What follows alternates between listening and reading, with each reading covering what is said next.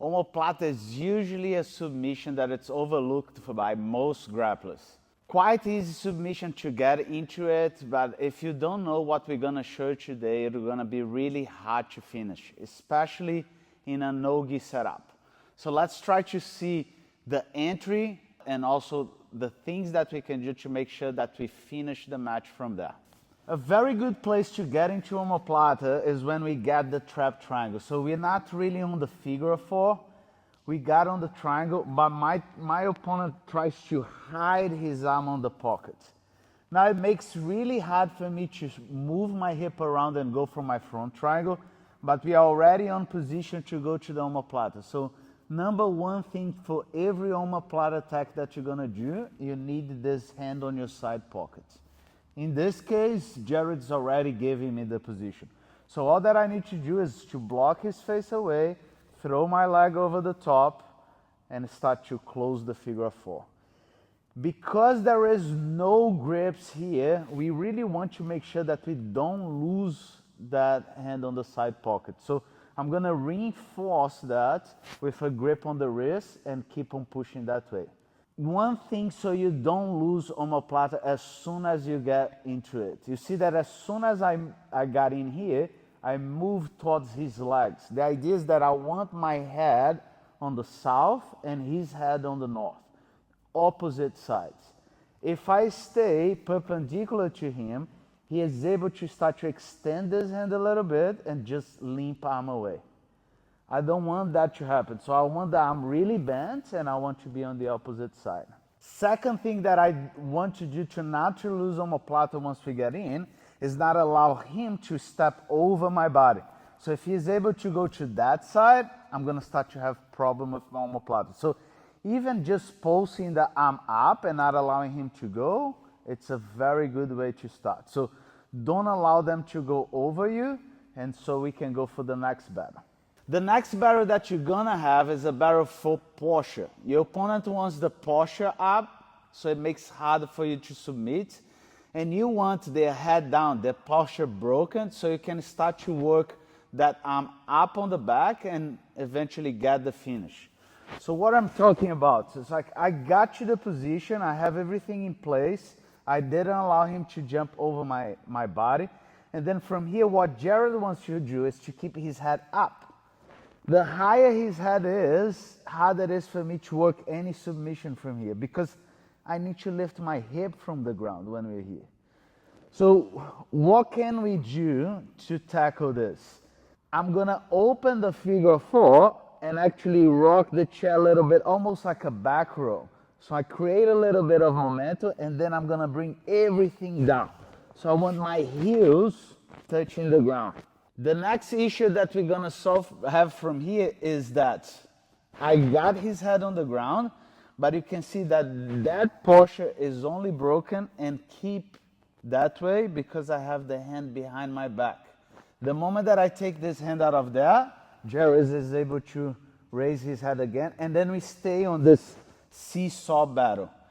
How do you stop that? I need to figure out a way to put anything behind me to substitute my hand. And we're gonna do that by coming up and bringing one of our foot back. So I'm holding his hand in place, I'm gonna fold the outside leg so I can stand up to the side, and now I have my foot back there. When he tries to raise the head now, it's very hard. So all that I need to do to finish now, it's to fold my leg and start to go. Hold. I really like to make this hold on the far shoulder. It's not necessary. The finish really happens by lifting the hip. But if I start to put my hands back, it's kind of hard to drive forward. So you can hug, you can post the hand on the ground, or you can go this 10-finger grip and start just to raise your hip from there to get the tap. Now, the weakness of every omoplata is that I'm only controlling one side of my opponent's body. To be more precise, I'm controlling the upper body in one of the sides. That means that on the other side, he is free to pose, to push. He has the entire other side to battle with me. That can complicate things for me to finish my omoplata, but also give options. Every time that he's reacting to my attacks, I can build a game on top of that. And this is all that we try to bring on this YouTube channel. In fact, I put a free guide that it's linked on the description that talks exactly about the way that we approach this position. Now, let's go back here to the omoplata. How are we gonna deal when he starts to post hand on the other side? So we just dealt with the battle for height, but if during that battle he raises the head but he reinforces with a hand on the ground, even to put him down gets really hard, even if we create momentum and try to put it down. Because now there is a hand blocking me. But that hand also gives me an attack. So I'm gonna try to close this triangle here, and I'm gonna try to fish and hook under his armpits. Now I can start to turn my knees to the outside, and you're gonna see that I'm not gonna lift my hip from here, but I can use this position to start to attack a Kimura on him. And the Kimura here, I don't even need the figure of four. All that I need to do is to start to slide his wrist against my thigh and then get the tap. This gets even stronger if he posts his leg. So when he posts his leg and I manage to hook that leg, now he definitely cannot get away. We point the knees towards the head again and we start the finish with the Kimura. On top of all of this, one very common reaction when you're attacking the omoplata is your opponent trying to roll forward.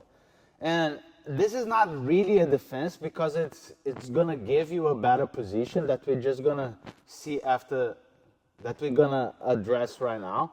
But if they do and you're not prepared to it, they can create separation and eventually pull their arm out.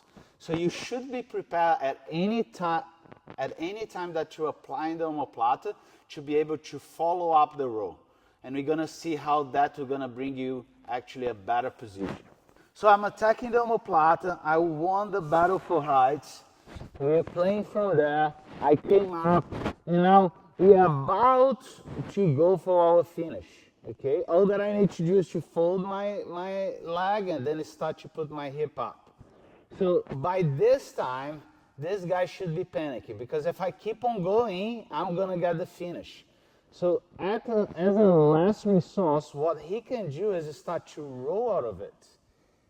That's not a problem because if I fall and I go on top of him, I land in an even better position than before. So this is the position that you're gonna land, and the only thing that you gotta make sure is that never lose this elbow here. So you keep on pulling the elbow. Now, two options for you. A very obvious one, we can let it go everything and just land on side control on this side. But one that I really like is to try to backstep. And we don't even need to backstep over the other arm. We just need to backstep and catch his neck with our knee. We are back in a scenario that I can do two things. I can fall and start to do my triangle, rolling and doing my triangle, or I can roll into it again, falling in the same omoplata that we started again. The biggest landmarks on the game are on submission. When you put the submission on, it's time actually to watch what reactions they're gonna give you from there. You're gonna have the submission right away, but you're also gonna have an entire game that you can build there. And to make sure that when you get on those positions, you're gonna finish them or progress to a better position. And if you like this one, I'm sure that you're gonna like the video being suggested on top of your screen right here.